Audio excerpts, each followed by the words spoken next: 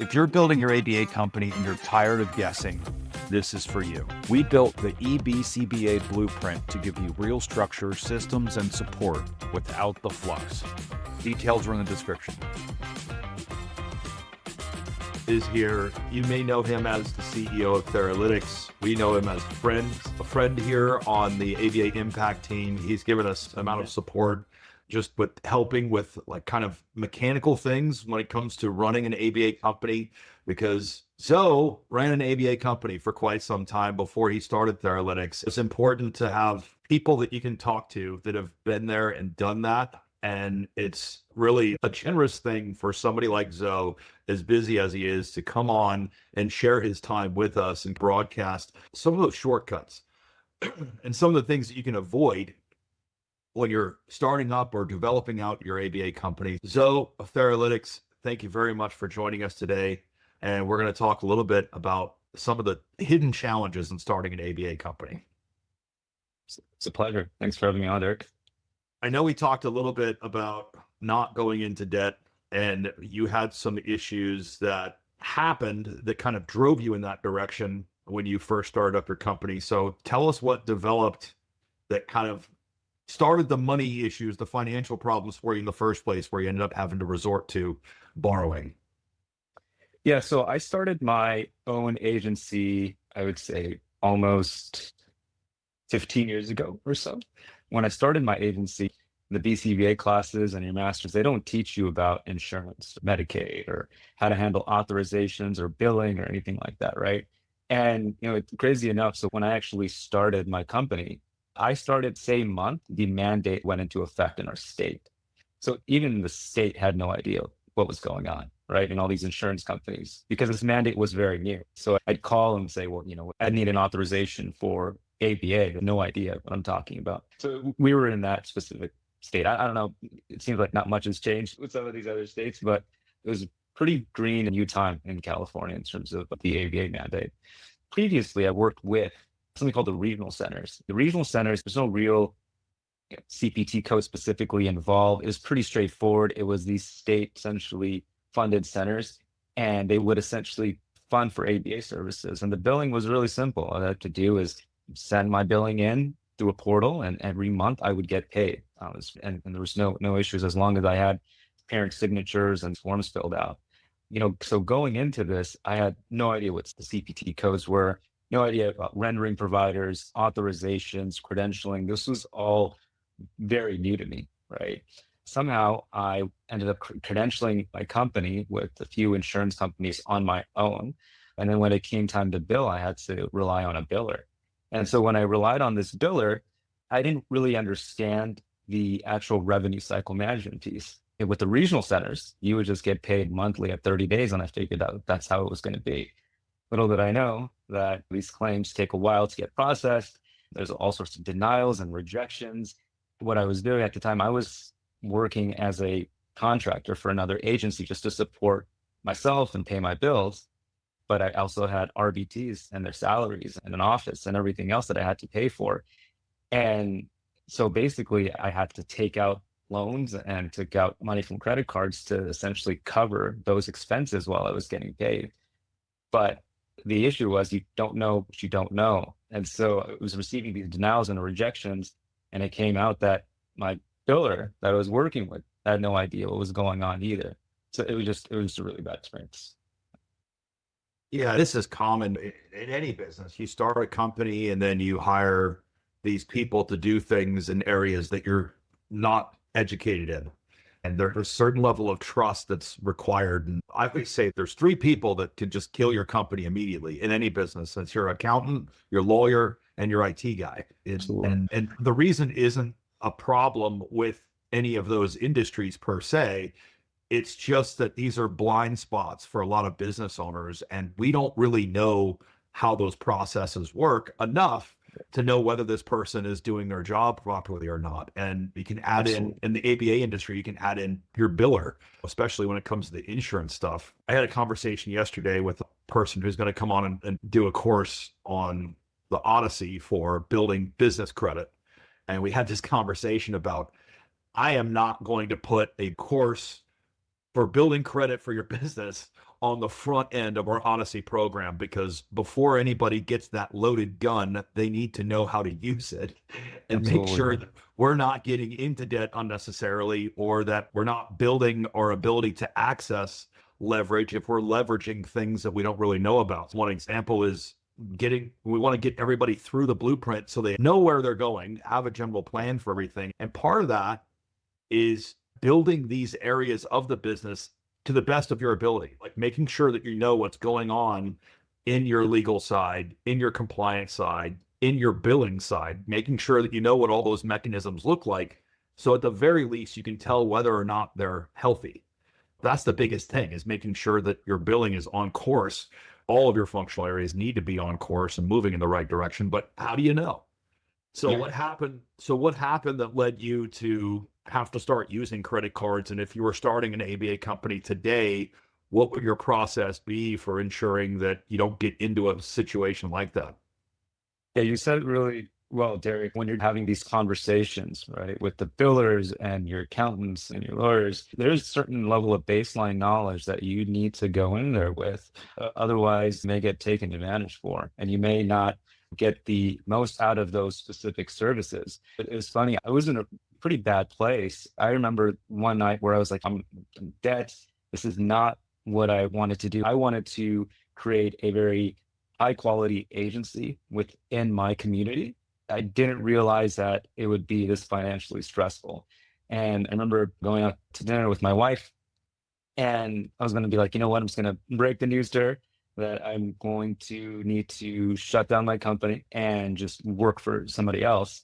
I remember having this conversation with her and her looking back at me and saying, you know what, you need to take control. You started this, you have to finish this, you have to take control. And I really took those words to heart. And that next day, I remember just trying to go online and researching everything there is about medical billing, CPT codes, rendering provider, anywhere that I can get information from. Because I knew that these conversations with the billing team that I had at that time, or the billers I had, were not going to be fruitful unless I knew what the hell I was doing. I had to understand this because I had no idea. Like, I was going in there, I had no idea what a CPT code was or how these things are done, because they had set up everything within the practice management system for me. And then it was at that time where I was able to ask the questions to my biller and say, you know what, why is this being denied? Or how come we haven't got paid for this? Or why is the rendering provided this? I was able to ask those pointed questions that really started to expose their flaws. And at that point, I was able to pivot to another biller, where then I was able to vet them and say, okay, what's your process look like for this? Or how would you handle this? And it wasn't until I had very confident answers that I engaged with that specific biller. And that really changed the course, is to have that understanding and knowledge, that baseline level of knowledge prior to having these conversations with billers or starting your business. You may not have a lot of experience doing it. I don't know a lot of BCBAs that do, especially to start their own practice. But man, it is really important to have some baseline level of knowledge on just general business laws, and in my case, the billing and financial piece. We talk a lot about hiring consultants or outsourcing, hiring employees. All three of those things have one common thread. And across your entire business, if you own the business, you're responsible for it. So if the money doesn't come into the bank account and you can't pay your payroll, or you can't pay the rent on your clinic, it doesn't matter why. It doesn't matter what got you there. It just matters that you're the person who's left to deal with it, and it's all on your lap. Heading things off of the past usually means having control over the situation before a problem exists. And one of the problems in the ABA industry is that there is such high demand that we let our guard down getting into it. My whole area is underserved. I have tons of clients on a waiting list. I don't really have to worry about some of these other minor business things, but those minor business things turn into major business things. And really understanding what your business's process is in each of these areas and establishing that internally, whether you're going to outsource it or not, having a good solid grasp on the basics of what's happening in that system, and asking the questions. And if you have a billing company or a billing person who you're working with, make sure that you're working with them enough to know what they are doing, what their process is. How do you gain baseline understanding of these different things that are blind spots, and not just billing, but all of it? Yeah, I mean, listen, I think groups like yours that have a community of people and the resources that you provide is absolutely a good start, right? Like the program that you offer for those new BCBAs, for us at Theralytics, we have a startup package for new BCBAs. And that startup package allows you essentially not to pay for any software the first 6 months or until you get your first client. And it also offers a consult with myself, someone who's actually been there, included. And I'm happy to always sit down with new practices and talk to them and help them kind of understand and guide them through this new process for them. So I think that's very important. Also, there are consultants out there, but like they're here saying, you really have to understand the background experience of those consultants as well. A lot of, especially nowadays, a lot of consultants pop up who don't have a lot of ABA experience and seem to be just kind of these new gurus that say, I can help you launch your ABA practice, et cetera, just pay me a bunch of money, but have no experience in the ABA industry. So you have to be careful when you're actually looking at, even consultants nowadays, because you can get misled. There's a line there where is actual ABA industry background and understanding necessary? The consultant I was talking about that we're bringing in to teach the credit building course, no ABA experience whatsoever, but he knows how to build credit. We need to pull people in from the outside at some points. But also, I use the example when my wife tells me, hey, run by the grocery store and get something for dinner tonight. That's a mistake. And that's just like you calling a consultant and saying, hey, help me start up my ABA business. It's too general. And when I come home from the grocery store, I'm going to walk in with $300 worth of groceries and all this stuff that I wasn't supposed to get. Right.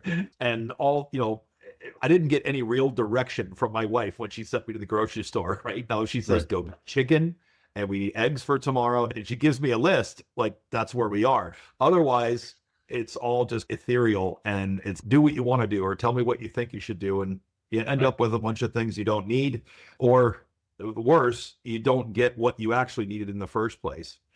Breaking this down, like we've got a lot of people who have background in ABA. They've been a BCBA for a while. They're going out and they're looking at starting their first business on their own. Aside from community and asking people, what are the areas that you see people stumbling in when they're getting started that really should be more of a focus when they're getting their business up and running to get that baseline knowledge? Yeah, so I think a few things is obviously at Theralytics, especially for our billing clients that we work with, right? So the nice thing is that we have experience billing across multiple states, almost every state. And every state will have their own requirements. Medicaid will have its own requirements. The individual MCOs may have their own requirements. You just have to understand those specific requirements wherever you may be. For example, it's like CPT codes. I'll give you an example, right? Just to understand specifically how to utilize CPT codes, right? Like, does your payer use the 9-cert CPT codes, or do they use the HCP or the HCPT codes, right? And how that's being interpreted by the payer, right? A lot of people, I've seen issues where you go in, you have good intentions, you're putting in your codes into your practice management software, but you're not utilizing the code appropriately because you're just going based off of, and this is what I see a lot, is you're going based off what you did at your previous agency, right? You haven't really asked the payer about those specific codes or consulted with anybody, and your previous agency may have been doing it wrong, right? So in that case, you continue that cycle, especially like in California. I know there's a lot of payers that still utilize the H codes, and those H codes are interpreted differently by a lot of those payers, right? So one CPT code could be used for supervision. One CPT code could be used for assessment. One assessment may allow somebody without a BCBA to do it. One assessment requires the BCBA to conduct the assessment. So again, this is just one part of it. There's many things, but if you're just giving an example for CPT codes, you really have to understand how that code is being used, right? Get it in writing as much as possible, keep it on file, and then understand that we have these modifiers as well. And again, with Theralytics, the nice thing is that we have a lot of experience in these different states, and we can help guide you in terms of how to best use that code as needed. This comes back to first principles. That's why I'm always bringing that up. We're building your systems, we're building your processes within the business, and a lot of things get done a certain way because that's the way we just learned to do it. And that's not always a bad thing, but when you're looking at all these different processes in your business, when somebody from the outside comes in like me and says, why do you do it this way? There needs to be a reason for that. There needs to be a justification for running things the way that you're doing it in everything, from marketing to operations and scheduling, everything. And Derek, just to cut you off there, a lot of the times if we ask that question, the answer shouldn't be because that's how my previous agency did it. That's how my previous BCBA did it. Because I hear that a lot. And that BCBA or that agency may not have been doing it right. And you really need to correct course because now it's your business and you are liable for what happens. So absolutely, you're right. You are responsible. Yeah, you need to drill down to the actual reason that something is being done. We're using this code. Why? That's what my last agency did. Wrong answer.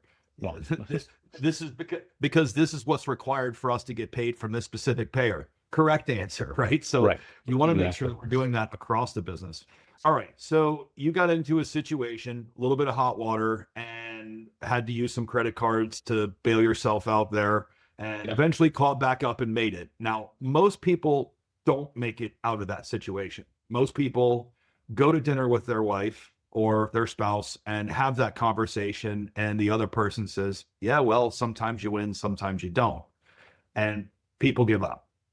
And we see this daily when we're calling people that have been in business for a year, and we're just following up, seeing if they wanted to join the group or if they wanted to get connected to resources.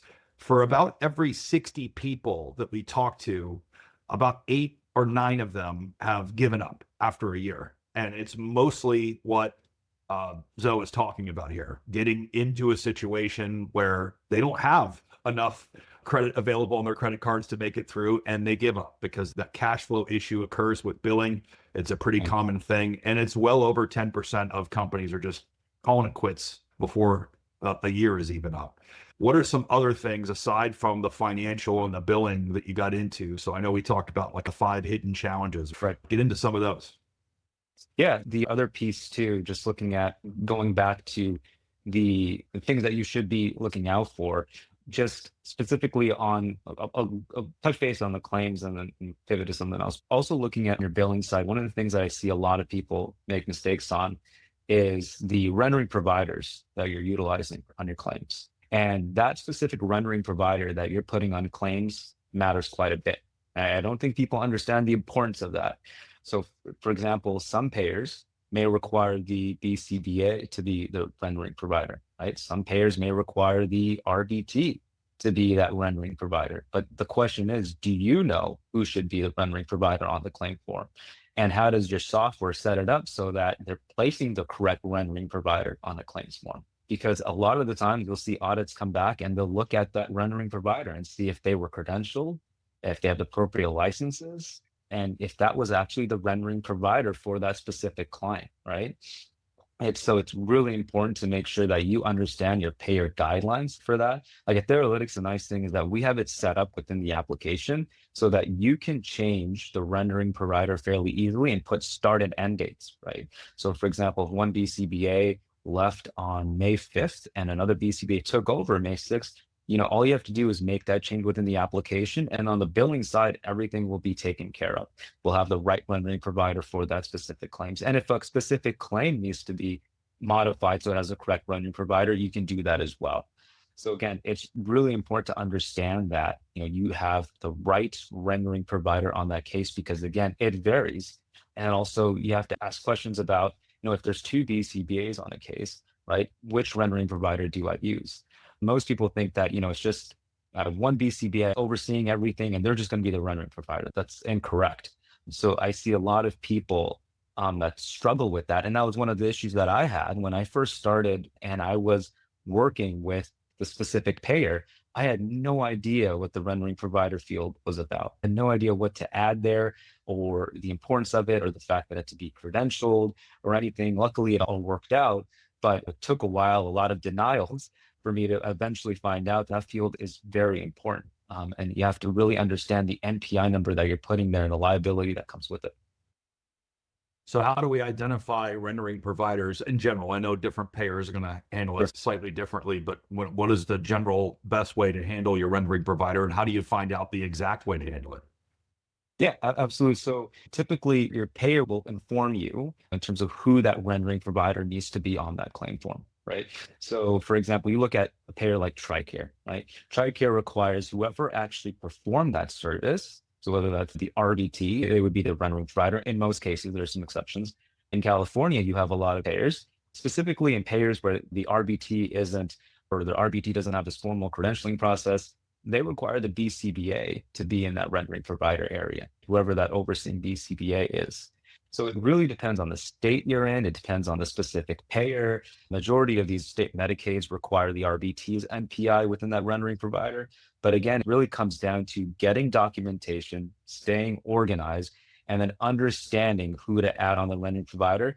And then, so that's one part of it, right? It's like, all right, now I understand that this payer requires this specific clinician as a rendering provider. I'm going to do my due diligence to ensure that they're credentialed. Anytime there's a change in the BCBA or provider, this is how I'm going to handle it. But the other part is making sure you have a robust software that takes care of that as well. Because if your software makes it very challenging for you to change a rendering provider, or you don't know where to go in the software and make that change, it may cause some difficulties. So again, like with Theralytics, we make it very easy. It's right on the client profile. You can add the start and end dates, and then we take care of everything in the back end for you. So as a business owner, when I'm looking at my billing process, what are some KPIs that I should program into my billing process to tell me whether it's healthy or not? Gross collection rate, number of denials, what should I be looking for there? I think there's multiple factors that you need to look at. Definitely looking at, what you're billing out, right? And what you're billing out in terms of what your actual billed amount is. Sometimes you'll bill your standard fee schedule, but what are you really expecting to collect, and having an understanding of that. And then, yeah, absolutely looking at the denials, but also looking at the reasons for those denials. Why are those claims getting denied? Is it because your rendering providers are credentialed? Well, if not, then that's a big concern. Because if you're saying your rendering provider is not credentialed, or the provider is not credentialed, or whatever the case may be, then that's actually true. Now you may have to wait 30 to 90 days to get paid, or whatever, however long it takes to get credentialed, right? So now, if you understand that information, you can manage your finances accordingly to handle the lack of cash flow that you may have over the next few months. So understanding the denial reasons are very important. And then understanding how you're going to take action for those denials is very important too. And some of these denials have to be handled very quickly. Like I said, if it's a credentialing issue, if the BCBA RBT was never credentialed in the first place, right? And now you have to wait, like I said, 30 to 90 days. I know with TRICARE, some of the BCBAs are taking more than that. You're not going to get paid for that period of time, right? So you really have to be on top of it as well. I mean, obviously, if you have a billing team, when you outsource the billing, like Theralytics, we have a billing team that is able to handle this, identify, inform you of these denials, and take action. But it's really, at the end of the day, you have to take a look and see, all right, well, these are the reasons of denials, and this is the action that I'm going to take to help ensure that I get the cash I need. Yeah, and your billing process is more than the billing process. It's interconnected with so many other things in the business. We have to make sure that our HR processes are tight, and that we're managing our credentialing properly, making sure everyone has the certifications and licensing in order, and that they're credentialed. There's a lot of ways that you can do that, but staying on top of that, it doesn't matter how good your session notes are and how good your biller is. If you send them billing submissions to send in and the providers aren't credentialed, there's not much they can do. Absolutely. So Absolutely. what other kind of components of the billing process really cause the biggest bottlenecks that you see? Yeah, the other issue was the rounding rules for these CPT codes that, just in general, I had no idea about, because again, I was very new. And so again, it's one of those things that you should be really aware of and understand how the rounding rules work for some of these CPT codes. For example, nine codes. There's a specific way. So if your session is less than 7 minutes, right, you're not billing any units, right? If it's 7 to 22 minutes, and you're billing 1 unit, and there's rounding rules associated with that. Well, you have these age codes that were, some of them were an hour length, So, you have to understand the rounding rules associated with some of those hour codes, right? Then after the H codes, there was a period of time where ABA was using these T codes, right? And those were 30-minute codes. So you have to understand the rounding rules associated with 30-minute codes, right? And to make matters even more complex, you had certain states that have their own rounding rules and certain payers that may have their own rounding rules. Like I think it was maybe a few months ago, there was a payer in Virginia that we wanted to make sure that the rounding rules were correct for, and they have their own specific rounding rules for ABA services. And if you have a specific amount of time, this is how we want you to bill. And even looking at, I think there's New Mexico Medicaid that has a very specific way that they want you to round your specific units. So one, you have to understand what rounding rules are, right? When you perform a service and it's for a specific duration, right?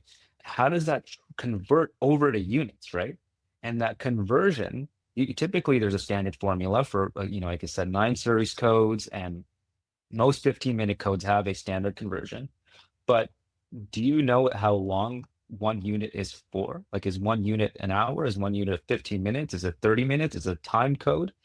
And then once you have that information, then going to your payer documentation and looking through and seeing if they have any specific rounding rules for their codes. So it's very important to know that. And one of the reasons, because you can easily overbill or underbill for your services. And obviously if you overbill, and there's severe complications with that, if you underbill, you're not getting paid enough.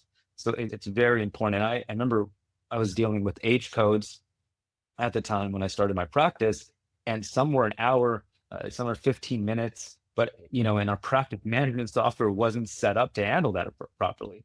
So it was just it was a complete mess how the rounding rules were set up and the duration of the sessions and all that. And so once you have the information that, all right, this is how I need to set up my rounding rules, then you have to ensure that your software is capable of handling those rules as well. And can it provide the customization and flexibility needed so that I can bill for various rounding rules, not only across codes, but across payer requirements? Not just making sure the software can handle it, but actually going in and configuring it and making sure that it matches up with your payroll. There's a lot of great software applications out there. And in the practice management area, Theralytics is my favorite. But if you don't set it up and actually configure it to work in your case, there's, again, not much they can do for you. Absolutely. Let's talk a little bit about the audit process, right? Or the records review, right? So we're running our company for a year, and then we get a records review from one of our payers. I know the Medicaid fraud control unit, those records reviews and audits are popping up more and more now. Yeah. What are the top things that need to be in place where you can just be audit ready every day? Okay. Yeah. So one of the things you should look at is the amount of units that you've billed correspond to the duration of session, right? So for example, if you build a session from 3 to 5, it's a 15-minute code, right? It's 2 hours. You should have billed 8 minutes, right? So as your session notes say 3 to 5, and you have the correct units, ensuring that matches. If you can make that, you can have that audit done pretty easily. Most practice managements have softwares where you can go and audit that information. So that's very important, right? Just from base value, ensuring that the duration of your session matches the appropriate units you should have been billed. That's one. So let me jump in there. So that's one KPI. So a variation between your units and your minutes. That's an easy thing to check on, and just check the health on your audit readiness. So do those two things match up? That's an easy thing to check. Exactly. Do those match? And if not, why? And understanding what happened, because those two things should match up, because then they'll look at that. And they'll say, wait a second, your session was 3 to 5 and you ended up billing us 15 units for this. How did that happen? And so that's very important. The other piece is ensuring that you have the proper session note documentation for that specific session. Does your session note prove medical necessity, right? Does it prove a justification for using that CPT code? Whatever that CPT code is, let's say it's 97153 and you're providing direct services, right? Does it indicate all the items needed for a 97153 code? So that session note is going to be key. When they ask for documentation, they're asking for those session notes, and obviously the data too, but they're going to be looking at that session note in detail to ensure that it meets their criteria. So how do we figure out exactly what needs to be in our session note from each code? Payer contract? Yeah, that's a good question. A lot of some payers are very clear in terms of the requirements that they want, right? Like TRICARE and a few Medicaid, like, this is what we expect from your documentation. And I actually like that. I like the transparency that some of these payers have. At least they tell you up front, this is what we expect from your documentation. That doesn't mean that it's audit proof. They could get you on something else, but at least they give you something to work with. But in my experience, a lot of patients don't. They don't have documentation in terms of what they require. So you really have to go back to the specific CPT code. There's the nice thing is that I think CAS released these really great session notes that we've added into Theralytics that are supposed to help practices, which is great because it provides at least some baseline level of these notes that you can start using with CPT codes, because I know they've worked with a lot of payers to really come up with these codes for each specific CPT code. So that is very helpful. I definitely recommend people starting there, and then also getting trained in terms of how to utilize the notes. The key thing though, Garrett, there too, is you can create really great templates. You can have these cast notes. You can ensure that everything is built out, right? But you have to understand that there is a training element there that is very important for your staff. Your staff have to be very well trained in terms of how to document appropriately. Because you can have a great template, but if the RBC at the end of the day is putting in keywords here and there or not filling out the documentation correctly, that's going to come back and bite you once they audit or have a records review. So it's very important to have that training piece. And then additionally, to have some type of auditing piece or record auditing piece, so that, the training that you're doing is actually working and there's notes that prove medical necessity. Yeah, and the biggest thing for audit readiness is the self-audit process, making sure that you're going through Absolutely. these and staying on top of it. So let's talk a little bit about Theralytics and kind of the evolution of where that came out of. Most business owners start a company to solve a problem, and you obviously started Theralytics out of that problem-solving mindset. So what were the big issues, other than what we've already talked about, that you wanted to remediate through deploying your software? Yeah. So, when I started my practice, one of the things was I really wanted to be very tech forward because I truly believe that technology can make things efficient. We can use technologies to increase clinical outcomes and also reduce administrative burden. And I remember thinking, all right, how can I make the agency more technologically advanced, right? And how can I drive technology within the organization? I remember adding an assessment into my practice management software, and I was stuck on a few areas I didn't know where to go. And I was like, it was like a light bulb just went on top of my head. The practice management software essentially is the nucleus of the technology part of the ABA business. And it's really important to have something very robust and user friendly from an eye of a clinician. That's what started the journey to create Theralytics, to have something that is robust, user-friendly, affordable, it's developed from the eyes of a clinician and a business owner. Because again, you don't spend too much time in your software, you have other things to do. You want to make it as efficient as possible, right? It's not a fun thing to go into, as much as I love Theralytics, I know it's not a fun thing to go in and write your documentation and do your billing. So you want to do it as quick as possible and go about your day. And so that's what we really wanted to drive, is just making it more efficient and robust so that, you can go and focus on taking care of your clients. Yeah, and like you said, nobody really enjoys the whole data entry part of it. We have to do some Right. level of that, but you want to make sure you're getting as much out of that time as you possibly can.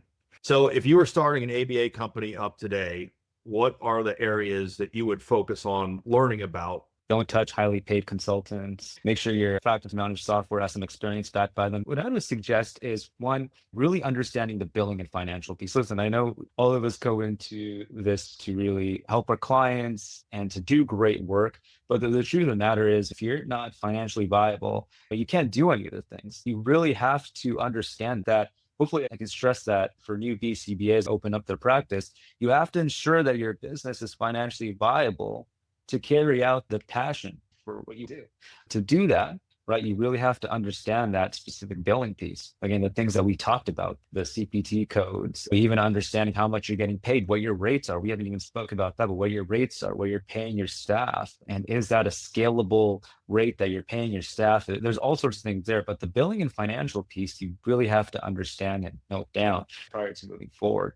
The other piece that we haven't spoke about, but again, ties into it, is the HR and, just the business law piece a bit as well, right? Because that becomes important because now you're managing staff, you're liable, right? And as a lot of ABA agencies know and people here is that a lot of things can go wrong when you're working in people's homes or with kids. And so you have to make sure that you're very well aware of your state laws and how to handle certain things that come up with employees. So those two things, the billing piece, financial piece, and just understanding your state laws is very important before getting started. So you guys are listening to a BCBA who has been down the hard road, that has hit these brick walls and gotten into trouble and knows what happened and knows what he would have done differently. And I think it's important to note that the same sermon that we preach, know your numbers, know what you're getting into, understand what it's going to take to scale the business, identifying what it is that you want from your business and what you're willing to put into it, time, money, energy, all that stuff. And this is really what we're going over in our foundation course, which is free. Going through and settling on what your actual numbers are, understanding what your mission is. And Zoe touched on it a little bit, this whole concept of the profit guilt that kind of is present in the ABA market. Like, you have to have profit in order to fuel your mission. So first thing we need to do is decide what our mission is, and then start developing out our financial hypothesis from there. So that's what we're doing in that foundation course. So take advantage of that and getting into building out these different functional areas of your business, and at least knowing, number one, that this magic box exists. Your billing, your legal, your compliance, your technology. There are things that are happening in those processes that your business depends on. And if those things stop working, your business will stop working. So you need to understand enough about each of those processes to be able to fix it, to be able to immediately know whether it's healthy or unhealthy. And I think our biggest takeaways from this talk today are understanding some of those key performance indicators that are in your billing system and doing those self audits and making sure that you are aligned with what you have going on there. So I wanted to run this by you. So for businesses that are scaling and are already operating, and they realize that I need to scale up, open another location, or go from in-home and open a clinic, what are some of the important things to do from a financial perspective and from a business operations perspective before you make a major pivot and expand? Absolutely. So I think the first thing to look at is, do you have the right foundation to do that? Because you could be growing and scaling and you haven't had any audits come to you, and you could just be doing the wrong thing. And unfortunately, without any bad intentions or anything, you just don't know what you don't know. So you understand, is your compliance check, right? Do you have a good auditing process? Do you have a good billing process? And once that's good, and you're looking at scaling and going into different areas, it really comes down to the specific market that you want to go into, right? And how to get there. For example, if you're going into another state, looking at the state Medicaid rates and determining if that's a good area to go into, or if you're going in maybe another area within your state itself to get a good understanding of the rates that you're going to get from the payers, the market for the actual staff. I'll give you an example. Let's say you're in Southern California and you're looking like, okay, maybe I can go and expand to Northern California. The rates are the same. The cost of living is quite a bit in some of those areas, only the Bay Area market. And so you have to really understand those specifics. And if you're going into a state where you may not have that knowledge, you do have to do a little bit of due diligence. You have to do a little bit of market research to understand, all right, if I'm going into this market, what are essentially having some type of financial model on the rates and how much you're going to be paying your staff to understand if it's going to be worth it. But all that said, the first thing is to really ensure that you have a very solid foundation in your business, right? If you're audited tomorrow, you'd be in good shape, right? And you wouldn't have to, now everybody's going to be worried if someone comes or they get a letter from Medicaid saying, hey, show us your records. And it's natural to be very nervous. But you have to have a plan if that happens and you're confident in all aspects of your business. I do see a lot of the times where people may not place a lot of importance on the compliance piece and having a good solid foundation in different departments of their area, and they scale too quickly. And that's what brings them down, right? I did it here, it was going okay. And then I went to this specific market and I just crashed and burned, right? And so you have to be very careful before you go and do that, ensure your house is in order. Yeah, and it's those ghost systems or the things that you don't see. And as you scale up and you go from one location to two, or you go from 5 employees to 20, it's those little things that you don't see that haven't been a problem in the past that become a problem. And a problem with payroll at 10 or 20 employees is a much bigger problem than a problem with payroll at 5 employees. And the same thing with your locations. Absolutely. So it's 2025. We've got our best guesses. There's about 150 to 200 new ABA companies that are opening every month. That's just what we see on the MPI registration. So what are a couple of the biggest things that is going to make what's going to make the top performers, what's going to separate them from the rest of the bunch? We've talked about the ones that are going to quit before a year is up. What's going to really push the top performers ahead, aside from what we've already talked about? Yeah, good question. In my opinion, I think the couple of things that are really going to stand out for those top performers: one, the financial viability of their business. Do they have a good plan to ensure that they can keep their boat afloat? Two is obviously on the HR legal side. Are they prepared to handle any issues that come up from, because you could be a very well-intentioned employer, but you may have that bad employee, right, that files something against you or whatever, and you have to be able to handle it. Do you have that HR legal piece figured out? And then there's other things that go with it too. The culture of your organization, right? That's a huge piece of it. How do you treat your staff? What's the culture like at your organization? The clinical quality of your organization, the training. But just as important, again, is that financial viability, the compliance, the employment, the HR piece. Do you really have a good grasp on that? Do you have a good documentation on that and understanding of it? And then again, those agencies that do have a good grasp on the financial piece, the billing, compliance, HR, legal, all that, they're going to be in a good position. And plus, if you have that all done and you have set a good foundation for that, again, the next part, in my opinion, the people who have a great culture within their organization and a really strong clinical quality, produce outcomes, those are really going to be the top performers. Awesome. So thank you very much for your time. Everyone, how do we get a hold of you guys or reach out, start learning about Theralytics? What's the best way to get in touch with you guys? You can drop an email at info@theralytics.net. If you have any questions at all, feel free to email us. I always consult and help out as needed, with our startups, because I want to ensure that they get off on the right foot. And if they have any questions, they can absolutely ask me. Our startup package is nice because you don't have to pay anything for 6 months or until you get your first client. You can put in everything in the software, get an understanding of your business, and then it's one less cost for you as a business owner.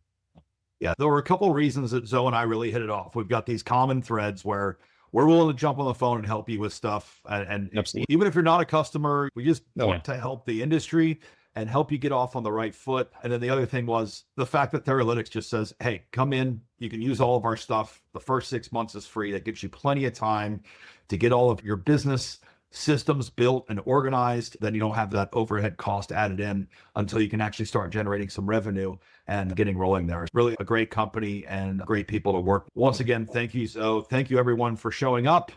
We only do this because you guys actually come to these. We appreciate everybody jumping in.